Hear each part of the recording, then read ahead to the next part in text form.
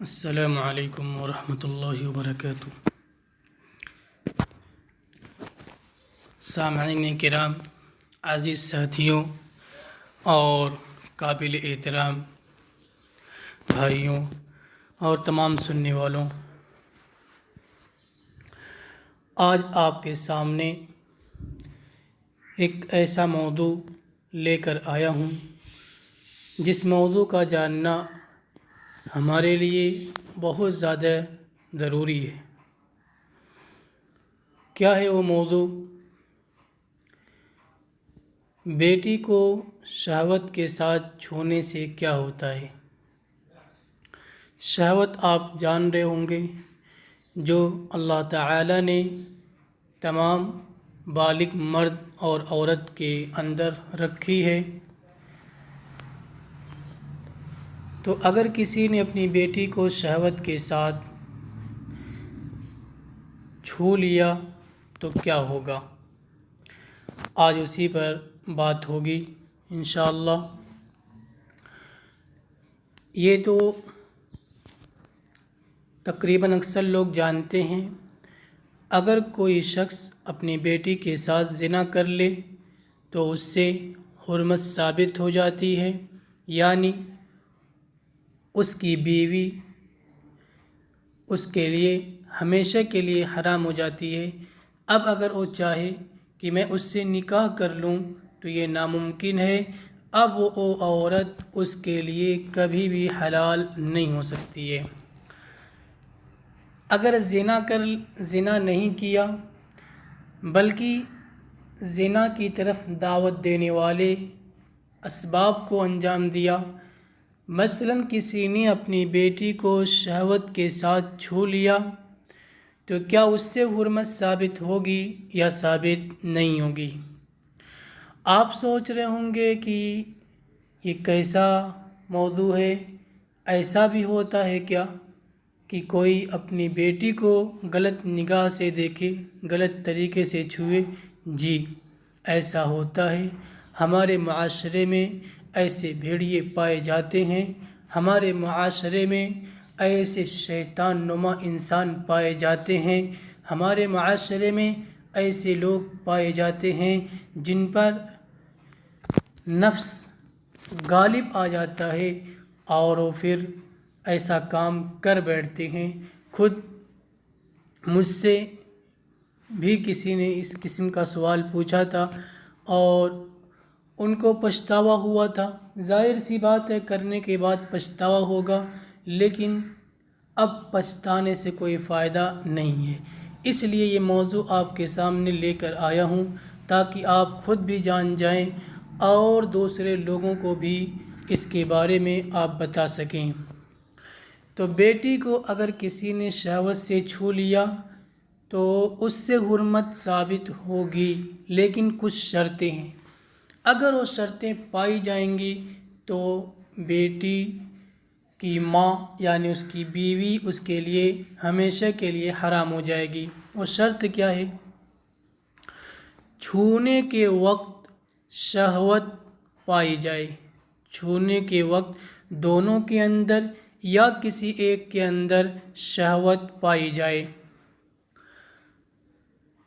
اسی طریقے سے دوسری شرط، چھونا بغیر حائل کے ہو، یعنی بیچ میں کوئی کپڑا نہ ہو، چاہے بدن کے کسی بھی حصے کو چھوا، لٹکے ہوئے بال کو چھوڑ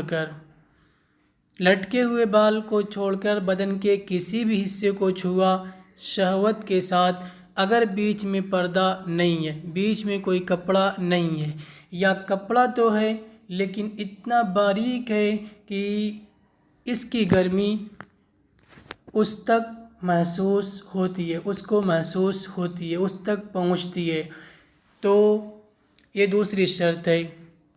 تیسری شرط کیا ہے؟ شہوت جو ہو وہ چھونے کے ساتھ ملی ہو۔ اگر چھونے کے وقت شہوت پیدا نہ ہو، ہاتھ ہٹا لیا، بعد میں شہوت پیدا ہوئی تو اس کا اعتبار نہیں ہے۔ چوتھی شرط کیا ہے؟ شہوت تھمنے سے پہلے انزال نہ ہو۔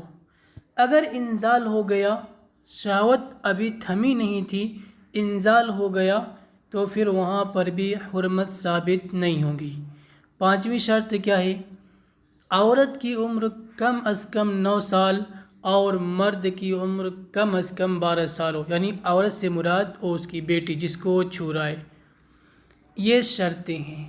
اگر کسی نے اپنی بیٹی کو شہوت کے ساتھ چھوا اور یہ تمام شرطیں پائی گئیں تو اس کی بیوی دنیا کے اندر ہمیشہ کے لیے حرام ہو جائے گی۔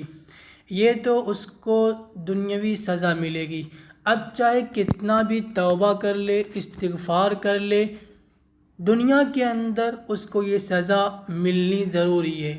اس کی بیوی اس کے لیے حرام ہو گئی، اب وہ کسی بھی صورت میں حلال نہیں ہو سکتی ہے۔ آخرت کے اندر اگر اللہ تعالیٰ معاف نہ کرے تو وہاں بھی سزا ملے گی۔